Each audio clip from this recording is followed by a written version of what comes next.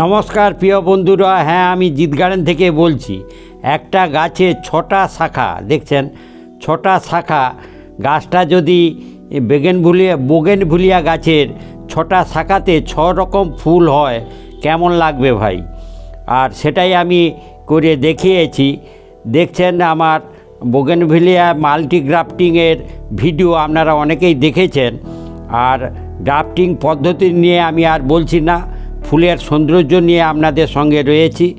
Grafting পদ্ধতিটা কিভাবে করেছি সেই বিষয়ে জানতে হলে আপনাদের আমার এই ভিডিও ডেসক্রিপশান বক্সে যাবেন, সেখানে লিংক দেওয়া আছে, যেটা অক্টোবরের 5 তারিখে একটা ভিডিও করেছিলাম।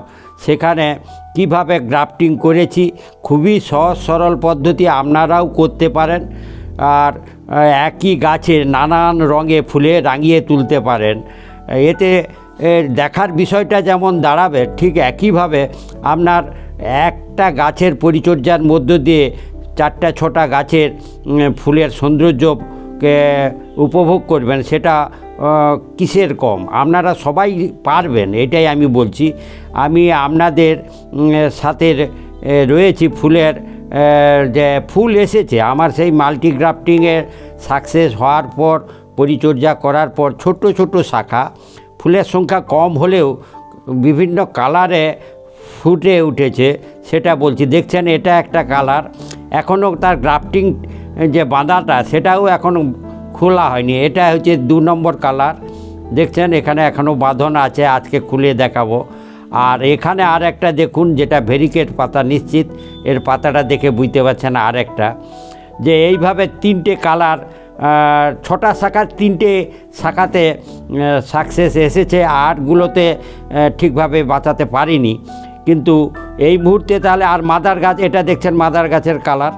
তাহলে একই গাছে 4টা কালার এই মুহূর্তে রয়েছে। আর 2টো কালার নিশ্চিত আমি আবার গ্রাফটিং করে পরের বছর আশা করি 6টা কালার আপনাদের সঙ্গে শেয়ার করতে পারবো।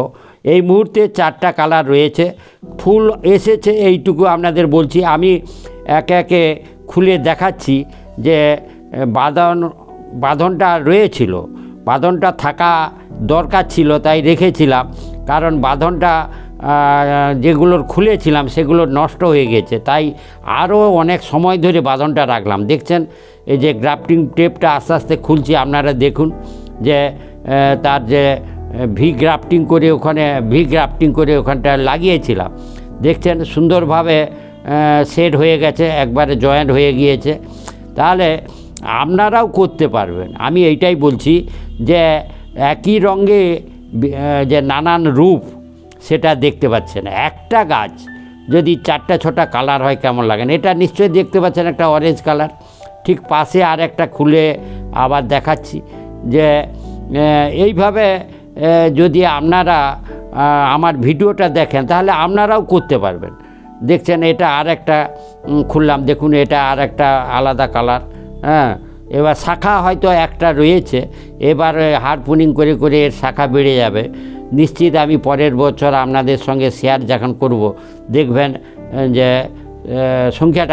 ফুলের সংখ্যাটা অনেক বেড়ে যাবে এবং ওই যে নানান কালার সেটা হবে। দেখছেন আমি সমস্তগুলো খুলে দিয়েছি, একে একে দেখুন জয়েন্টটা সুন্দরভাবে হয়েছে। হ্যাঁ, এবার এই সময় একটু সাবধানতার সঙ্গে রাখা, পরিচর্যা করা, ওই জায়গাটা ছেড়ে যাওয়ার সম্ভাবনা থাকবে, সেটার দিকে নজর রেখে পরিচর্যা করা। এটা দ্বিতীয়। আর এখানটা দেখুন এই একটা গ্রাফটিং করেছি, তৃতীয়। মানে সুন্দরভাবে হয়েছে, এইটা আমি বলতে পারছি। আর আপনারা আবার বলছি, যদি জানতে চান যে কিভাবে গ্রাফটিংটা হলো, সেই পদ্ধতিটা, তাহলে আপনারা এই ভিডিও ডেসক্রিপশান বক্সে যাবেন, লিঙ্ক আছে। খুব সহজ সরলভাবে করেছি, আপনারাও করতে পারবেন। বারবার বলছি যে নার্সারিতে পাওয়া যায় এক একটা গাছ এখন 400-600 টাকা দাম।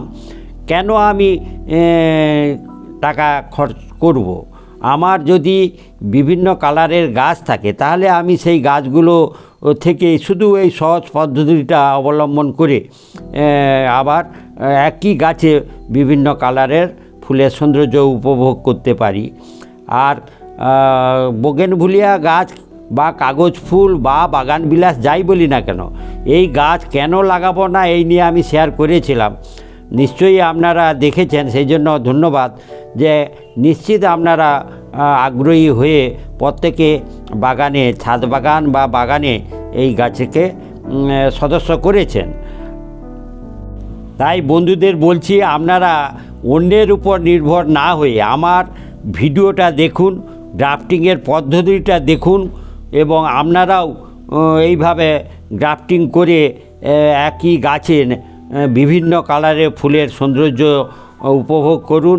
আর এই ভিডিওটা যদি আপনাদের ভালো লেগে থাকে তাহলে আপনারা নিজেদের মধ্যে পরস্পর কমেন্ট করুন, শেয়ার করুন, আর সাথে সাথে পরবর্তী ভিডিও পাওয়ার জন্য সাবস্ক্রাইব করবেন।